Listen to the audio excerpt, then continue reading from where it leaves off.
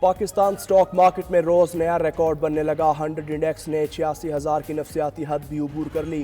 Trading کے دوران index میں 732 پوائنٹس کا اضافہ، انڈیکس 86,400 کو چھو گیا۔ سرمایہ کاروں کا اعتماد بحال ہونے کے باعث کاروبار میں تیزی کا رجحان۔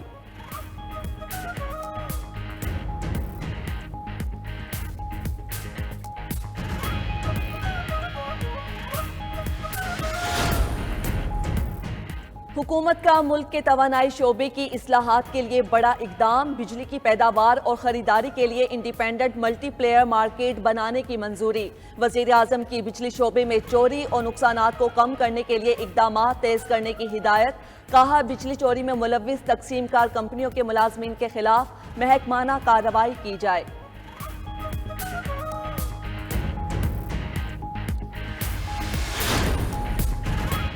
اڈیالہ جیل میں بانی پی ٹی آئی سے وکلاء کی ملاقات نہ کروانے پر توہین عدالت کی درخواست۔ اسلام آباد ہائی کورٹ نے سیکریٹری داخلہ اور سپرنٹینڈنٹ اڈیالہ جیل کو نوٹس جاری کر دیا۔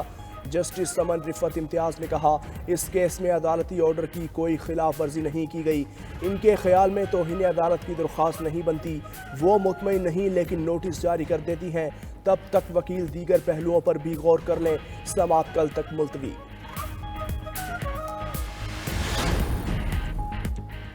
توشہ خانہ 2 کیس میں بشرا بی بی کی درخواست ضمانت پر سماعت کل تک ملتوی۔ اسلام آباد ہائی کورٹ نے ایف آئی اے کی پروسیکیوٹر مقرر کرنے کے لیے 1 ہفتے کی مہلت دینے کی استدعا مسترد کر دی۔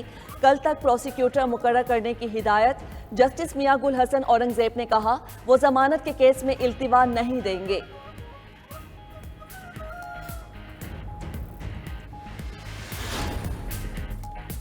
لبنان میں پھنسے پاکستانیوں کا انخلاء، خصوصی پرواز 71 افراد کو لے کر کراچی پہنچ گئی۔ گورنر کامران تیسوری، وفاقی وزیر خالد مقبول اور جام اکرم دھریجو نے استقبال کیا۔ واپس آنے والے پاکستانیوں کا خصوصی اقدامات پر حکومت سے اظہار تشکر۔ بولے اسرائیلی بمباری کے باعث لبنان میں کوئی جگہ محفوظ نہیں۔ کامران تیسوری کا لبنان میں پھنسے تمام پاکستانیوں کو واپس لانے کے عزم کا اعادہ۔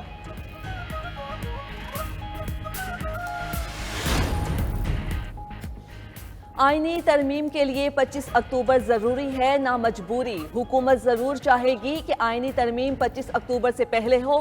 ہم نہیں چاہتے کہ آئینی ترمیم کے لیے ارکان کی خرید و فروخت کی جائے۔ چیئرمین پیپلز پارٹی بلاول بھٹو زرداری کا اظہار خیال۔ بولے تحریک انصاف والے آئینی ترمیم کو متنازع بنانا چاہتے ہیں، وہ چاہتے ہیں ملک ہی نہ چلے۔ وزیر دفاع خواجہ آصف نے الیکشن کے آڈٹ کا خدشہ ظاہر کر دیا۔ بولے عدلیہ بلا واسطہ اور بالواسطہ سیاست میں مداخلت کر رہی ہے، اشارے ملے تھے اس لیے یہ بات کی۔ میری دعا ہے جنگ اس نہج پر نہ پہنچے۔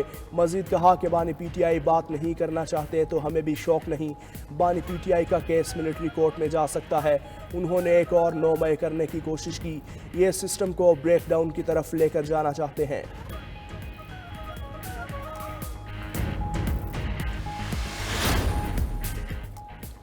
مولانا فضل الرحمان آئینی عدالت کے قیام پر مشروط رضامند، آئینی ترامیم کی منظوری کے لیے بڑا بریک تھرو۔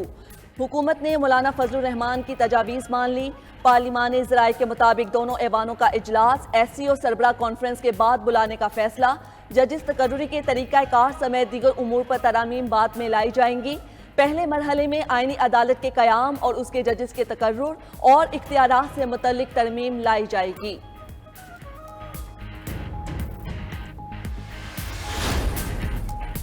اسلام آباد کے الیکشن ٹرائبونل تبدیل کرنے کی درخواستوں پر سماعت۔ فیصل چودھری اور چیف الیکشن کمشنر کے درمیان تکرار۔ آپ ہمیں ڈکٹیٹ کرنے کی کوشش نہ کریں، چیف الیکشن کمشنر کا فیصل چودھری سے مکالمہ۔ فیصل چودھری نے کہا ہم یہاں بے عزتی کروانے نہیں آتے، آپ نے جو فیصلہ کرنا ہے کریں، اپنی آواز بھی نیچے رکھ کر بات کریں۔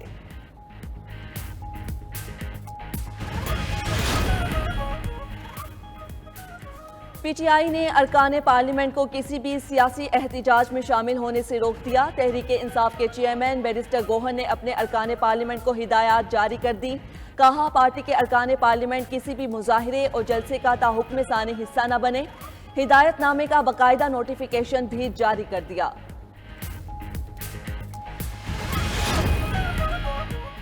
وزیر اعلیٰ کے پی علی امین گنڈا پور کا آئی جی اسلام آباد کو ہٹانے کا مطالبہ، نہ ہٹانے پر پھر اسلام آباد پر دھاوا بولنے کی دھمکی دے دی۔ کے پی اسمبلی میں اظہار خیال کرتے ہوئے کہا کہ کے پی ہاؤس پر پولیس اور رینجرز نے دھاوا بولا اور عملے پر تشدد کیا۔ اندازہ ہو گیا تھا کہ میری گرفتاری وقار کے ساتھ نہیں ہوگی۔ وہ کے پی ہاؤس سے نکل کر اس کے پیچھے قائم چوکی میں رکے رہے۔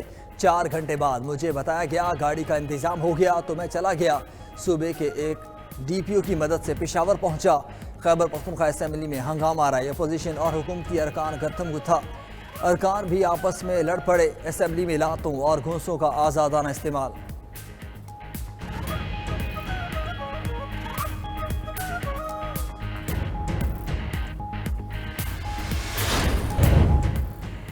پاک افغان بارڈر پر نوشکی غزنالی سیکٹر میں افغان فورسز کی جارحیت، پاکستان کا منہ توڑ جواب۔ افغان چوکیوں کو نشانہ بنایا گیا۔ سیکیورٹی ذرائع کے مطابق پاکستان نے مؤثر کارروائی کرتے ہوئے افغان فورسز کے خلاف بھرپور جوابی کارروائی کی۔ افغان فورسز کو بھاری نقصان اٹھانا پڑا۔ پاکستانی سیکیورٹی فورسز اپنی علاقائی سالمیت پر کوئی حرف نہیں آنے دیں گے۔ کسی بھی جارحیت کا منہ توڑ جواب ملے گا۔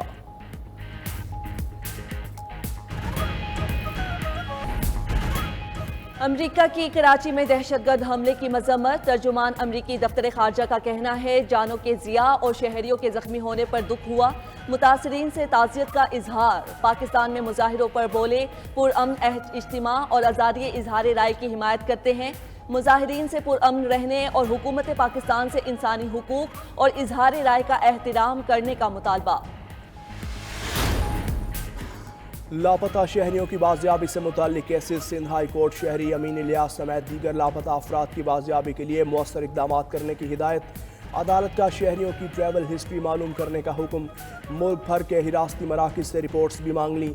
سماعت 4 ہفتوں کے لیے ملتوی۔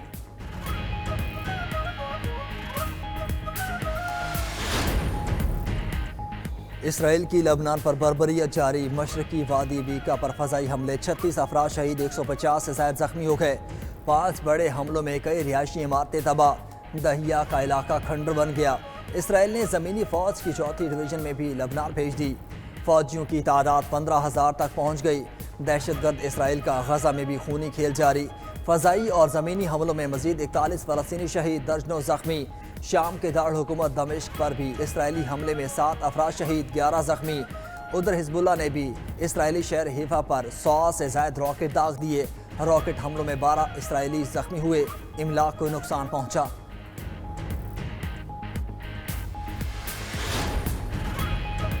حزب اللہ تباہ ہو چکی، اب جنگ بندی چاہتی ہے۔ ترجمان امریکی محکمہ خارجہ میتھیو ملر کا دعویٰ۔ کہا امریکہ جنگ بندی کے لیے لبنانی حکومت سے رابطے میں ہے، مزید تفصیلات ابھی تک نہیں بتا سکتے۔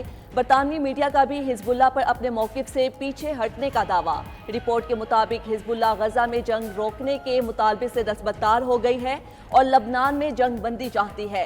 حزب اللہ کے نائب سربراہ نعیم قاسم نے لبنانی پارلیمنٹ کے اسپیکر کی جنگ بندی کی کوششوں کی حمایت کر دی۔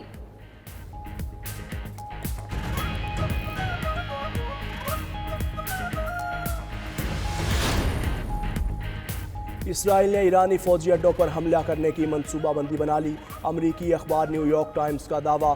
امریکی اخبار نے اپنی رپورٹ میں کہا اسرائیلی ایرانی انقلابی گارڈز کے اڈوں اور انٹیلیجنس مراکز پر حملہ کرے گا۔ اگر ایران نے اسرائیلی حملے پر رد عمل دیا تو ایران کے ایٹمی مراکز پر حملہ ہو سکتا ہے۔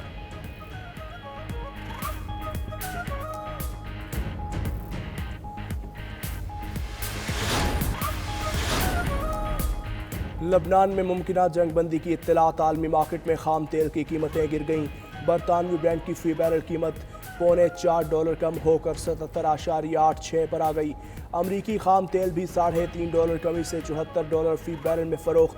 عالمی مارکیٹ میں سونے کی قیمت میں ایک ماہ کی کم ترین سطح۔